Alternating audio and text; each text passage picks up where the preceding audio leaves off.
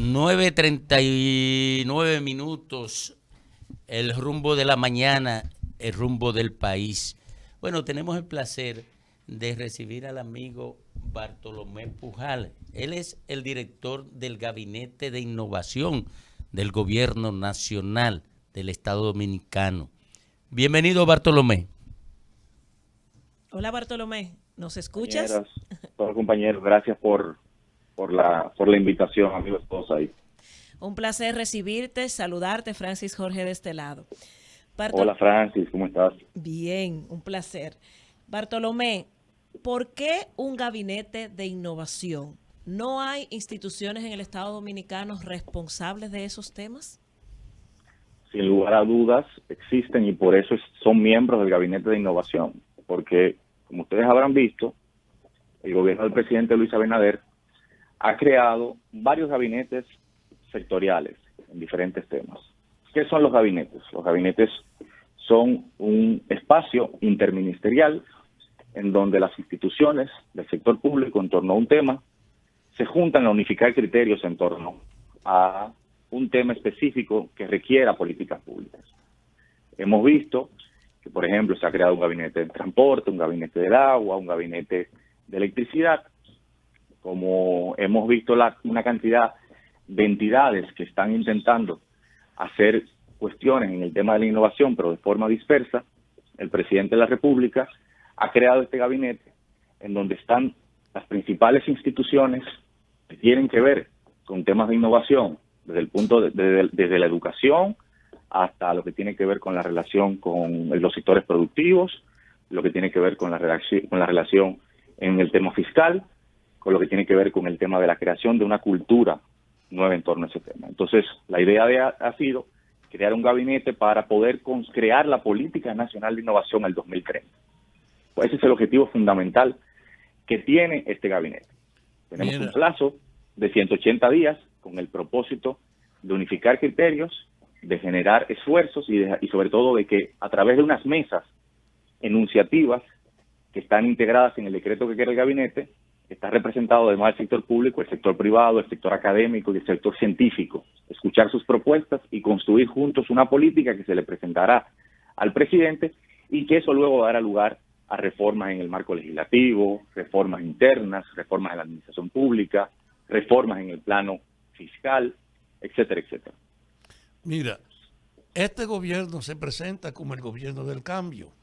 Y en el marco de ese compromiso hay que enfrentar el hecho de que el Estado es un espacio atomizado, repartido, donde la gente que llega simplemente piensa en aprovecharlo y no hay ninguna fiscalización. Y por eso la corrupción ha sido tan general en la degradación. Por eso yo saludo estos espacios de crear lugares para coordinar las políticas, para que se acabe la acción particular de cada quien. En ese marco, la innovación es de hecho una exigencia nueva. ¿Tú tienes ya elaborada alguna orientación para abordar este exigente camino de que la gente no se apoye en la experiencia, sino que vea los desafíos de la actualidad, para que entendiendo el mundo de hoy podamos ajustarnos a sus demandas? ¿Ustedes tienen ya algún esquema elemental para trabajar en ese sentido? Sí, Fafa, nosotros hemos planteado que lo primero es que la innovación es la clave del cambio. Y la pandemia nos ha demostrado, la pandemia ha sido un punto de inflexión no solamente para la República Dominicana y el mundo. La pandemia ha acelerado una serie de procesos que venían ya en curso y que han hecho, por ejemplo, en el caso de la virtualidad, del uso de las tecnologías, una herramienta indispensable ya para poder convivir. Nosotros hemos definido 4 ejes fundamentales sobre los cuales vamos a trabajar, es decir, sector público, sector privado, academia y comunidad científica. El tema de la gobernanza, hay que hacer una revisión exhaustiva de todo el ordenamiento jurídico y el ordenamiento político dominicano, que tiene en múltiples legislaciones, en múltiples normativas, aspectos que tienen que ver con la innovación. Hay que revisar eso para poder dar una coherencia y crear una nueva legislación, una nueva normativa que integre y que le dé coherencia a esa política de innovación que esté vinculada, sobre todo, a los retos del siglo XXI, que son el cambio constante, el cambio climático y la necesidad de adaptar las instituciones republicanas a las demandas de hoy. El segundo punto es el tema del capital humano. Hemos estado trabajando en algo que se va a anunciar en los próximos días, que es crear un sistema nacional de becas que no hemos tenido. Un sistema nacional de becas que tiene que estar ajustado y alineado a las necesidades estratégicas y productivas del país. No podemos seguir financiando becas que no estén ajustados con los profesionales que está demandando el siglo XXI. Si no creamos los profesionales que demanda el siglo XXI, si no tenemos ese capital humano, es imposible que nosotros podamos competir con el mundo. Otro elemento es el tema de la inversión. Siempre se habla de innovación pensando que solamente estamos hablando de tecnificar o digitalizar. No, el gobierno electrónico es una herramienta para la innovación. La innovación se trata de pensar y repensar el Estado, de que utilicemos la tecnología para mejorar los servicios públicos. Porque ustedes podrán, hay muchas instituciones que se han digitalizado, que han tecnificado, pero que los procesos digitales que tienen son incluso más complejos y complicados para los ciudadanos acceder a servicios públicos. Y eso es porque no está pensado desde una lógica en donde el ciudadano participó en la construcción de ese proceso burocrático que da como resultado un servicio. Entonces, en el tema de la inversión implica, por ejemplo, que estamos hablando de reforma fiscal, reenfocar, por ejemplo, exenciones impositivas a las empresas emprendedoras, a las empresas que buscan crear soluciones innovadoras que tienen la capacidad de impactar en millones de personas. Hemos visto que los sectores industriales siempre se han beneficiado de estas exenciones. Bueno, llega el momento de que nosotros comencemos a generar, por ejemplo, incentivos fiscales para las empresas que están en tecnología, para las empresas que quieren generar soluciones de innovación social, es decir, que buscan resolver problemas estructurales, soluciones que tienen un propósito de transformar de manera masiva una situación.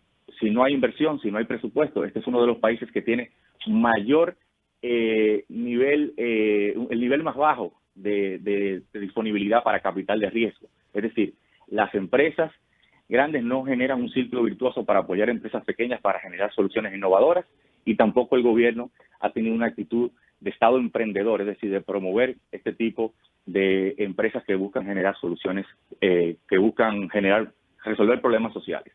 Y con eso nosotros... Ajá, Bartolomé, justamente es una agenda... de crear la cultura de innovación que es muy contrario a cómo se ha venido construyendo el sistema productivo de la República Dominicana, que está fundamentalmente enfocado en los servicios, no genera valor agregado, y que implica que nosotros, para pensar en el desarrollo de la gente, nosotros tenemos que meternos en otros sectores en donde somos altamente dependientes en el día de hoy. Bartolomé, justamente la agenda y la ruta de trabajo es al 2030. No obstante, todas las acciones que hay que hacer, ¿cuáles acciones se van a priorizar en estos 3 años que le quedaría en principio a este gobierno? ¿Y con qué recursos estaríamos contando precisamente por la baja inversión que se da en estos temas? Mira, el primer elemento, y eso va ya a salir en los próximos días, ese proceso está en un 85%, tenemos 7 meses trabajando en esto, que es el Sistema Nacional de Becas. Que como te dije, el Sistema Nacional de Becas ahora está ajustado a las necesidades, se va a ajustar a las necesidades estratégicas del país. Ya el Ministerio de Educación Superior debe dejar de ser un relacionador público de las universidades, es decir, lo que hemos visto es que las universidades lo que hacían era que enviaban la oferta académica que tenía, y nosotros, el Estado lo que hacía, que por ejemplo alguien quería estudiar Derecho Constitucional en la Sorbona, y el Estado financiaba eso, sin que eso tuviera relación, por ejemplo, con múltiples estudios que se han venido haciendo desde el Ministerio de Economía y Planificación desde hace tiempo, en donde se recogen incluso del punto de vista provincial las necesidades de formación que tiene el país. Las becas ahora las becas van a estar orientadas a esas necesidades estratégicas, y por tanto este sistema que va a estar ahora, busca eliminar primero la dispersión de tantas instituciones regalando becas, entregando becas sin ningún criterio. Ahora eso se va a concentrar en el MESID a través de una plataforma tecnológica que va a permitir eliminar los niveles de discrecionalidad en la entrega de esas becas. Y sobre todo, también se crea un nuevo consejo que es interministerial, que tendrá la obligación de reunirse anualmente para hacer estudios y análisis de esas demandas que tienen los sectores productivos, y que eso va a orientar entonces la oferta de becas que se presenta. Eso también va a orientar la política exterior, porque va a implicar que los embajadores salgan a buscar nuevas alianzas con nuevas universidades para poder nosotros obtener acceso a las necesidades de formación que tiene el país. Eso como primer elemento. Eliminar, invertir en el capital humano, y esto ha ayudado, eso se ha creado un fondo fiduciario en este Sistema Nacional de Becas que también busca eliminar, además de que es un sistema de administración de pagos de la beca, que eliminemos este dolor de cabeza que hemos visto siempre, de que nuestros jóvenes se van, por ejemplo, a estudiar fuera y duran 6 meses para poder recibir esos recursos. Ahora, a través de este fondo de fideicomiso, se va a poder eficientizar eso y, sobre todo, dar la posibilidad de ampliar la cantidad de gente que va a entrar a eso. Eso por la parte del tema del capital humano. Y en el tema de lo que tiene que ver con inversión, el Gabinete de Innovación, en el mismo decreto que lo crea, manda a crear un fondo de apoyo a la innovación pública-privada. Y nosotros lo que estamos procurando es que este fondo, que es público, privado y también se nutre de fondos de cooperación internacional, generar un gran fondo que permita comenzar a pilotear ideas innovadoras de emprendedores, que hay muchísimos, de generar una incubadora pública para que podamos acompañar estas ideas y, sobre todo, escalarlas, convertirlas en empresas que puedan conectarse y que puedan generar mucho valor agregado para la sociedad dominicana. Y lo otro es generar una relación que no existe al día de hoy entre los sectores productivos y la academia. Ustedes se fijan, por ejemplo, en muchos países de América Latina, en Estados Unidos, voy a poner el caso más emblemático de los Estados Unidos, el MIT, que tiene el Media Lab. Es un laboratorio que tiene una gran articulación con las empresas privadas, y las empresas financian para que ese laboratorio ayude a crear nuevos productos, nuevos procesos, a eficientizar procesos de esas empresas, y también que es financiada por el Estado para que pueda generar soluciones innovadoras. La idea es invertir, generar recursos, buscar recursos para poder generar ese fondo y poder pilotear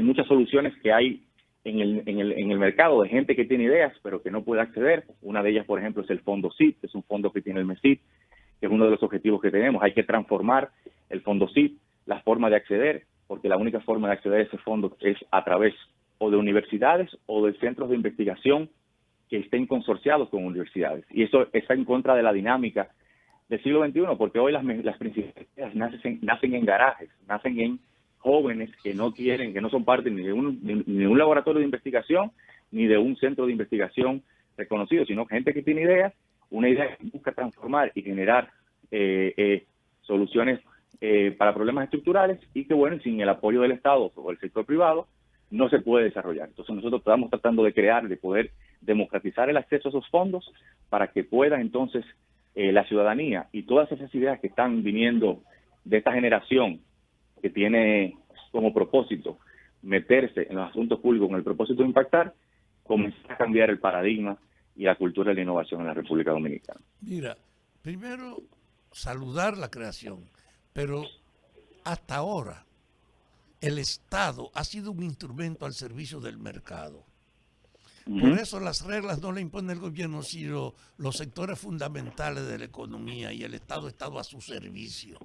Esto implica una superación de esa herencia, de tratar de convertir el Estado en el regulador que se proyecte para recomendar y para exigir y para imponer en todos los sectores las decisiones que corresponden al interés nacional.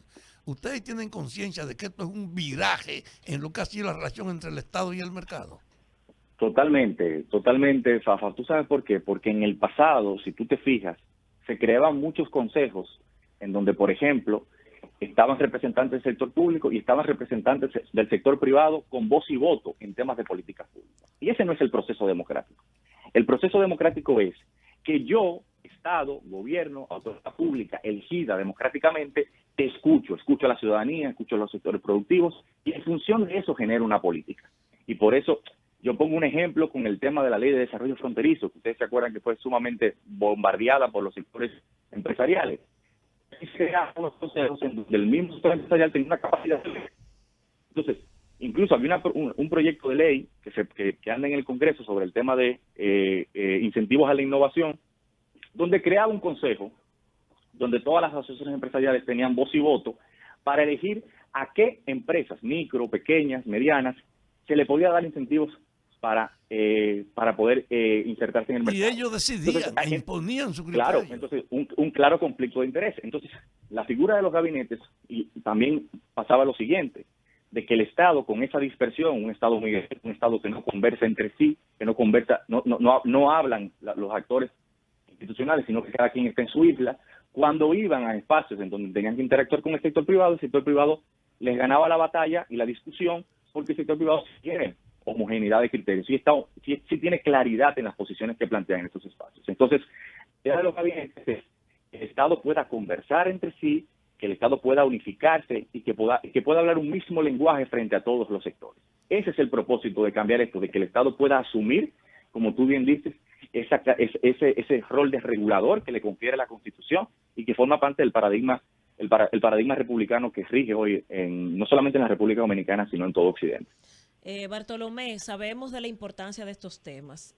No obstante, tu designación no ha caído bien en algunos sectores, incluyendo a Ramón Alburquerque, que ha puesto un tuit prácticamente llamando que es una botella perfecta, que eres una obra maestra que los PRM van anotando.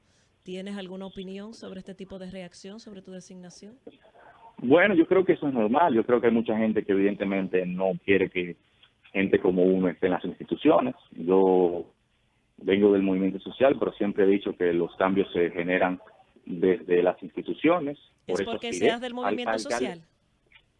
Yo creo que sí, yo no tengo ningún tipo de problema personal, yo no personalizo las discusiones, a mí nadie me ha visto envuelto en este tipo de cosas, yo trato de discutir ideas, yo creo que don Ramón Alburquerque tiene muchas ideas que aportar, yo creo que él quizá debería enfocar esas energías en eso, y como él dijo una vez, yo creo que dijo, entra en todo, entonces yo creo que todos cabemos en el gobierno. Gracias, Pujal, muchísimas gracias, Pujal, gracias por atender nuestro llamado. Rumbo de la mañana. Levántate con